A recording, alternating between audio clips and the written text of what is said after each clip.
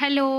Just simple process paneer curry. Stove on చేసుకొని కళాయి పెట్టుకోండి. కొంచెం ఆయిల్ వేసుకొని పన్నీర్ వేసుకోండి. అందులో త్వరగా వేగడానికి పసుపు ఉప్పు కూడా వేసుకోండి. ఆ ప్లేట్లోకి తీసుకోండి. మళ్ళీ ఆయిల్ వేసుకొని మసాలా దినుసులన్నీ వేసుకోండి. తర్వాత ఆనియన్స్ కూడా మీ టేస్ట్కి తగ్గట్టు పచ్చిమిర్చి కూడా వేసుకోండి. ఆ రెండు కొంచెం ఫ్రై అయ్యేలాగా కలుపుకుంటూ ఉండాలి. ఫ్లేమ్ వచ్చేసి మీడియంలో పెట్టుకోవాలి. అవి మగ్గుతూ ఉంటాయి. అవి పచ్చివాసన పోయేంత వరకు మగ్గుతూ ఉండాలి. ఇవి త్వరగా మగ్గడానికి కొంచెం ఉప్పు వేసుకుంటే త్వరగా మగ్గిపోతాయి. అల్లం వెల్లుల్లి పేస్ట్ కూడా ఇవి పచ్చివాసన పోయేంత వరకు కూడా ఫ్రై చేస్తూ ఉండాలి.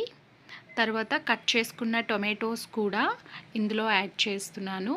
అవి కూడా పచ్చివాసన పోయేంత వరకు కూడా ఫ్రై చేస్తూ ఉండాలి. టొమాటోస్ కొంచెం త్వరగానే మగ్గిపోతాయి.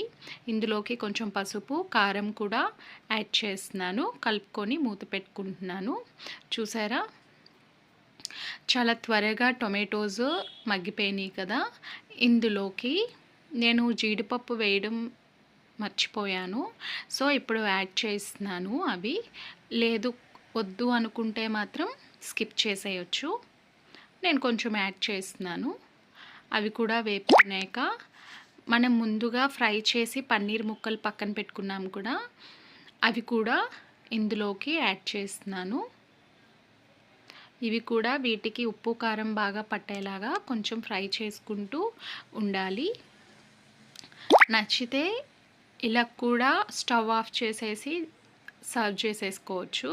ఆరెల్స్ లేదు గ్రేవీ కింద కావాలి అనుకుంటే మాత్రం మనకి తగినంత వాటర్ అనేది యాడ్ చేసుకోవాలి.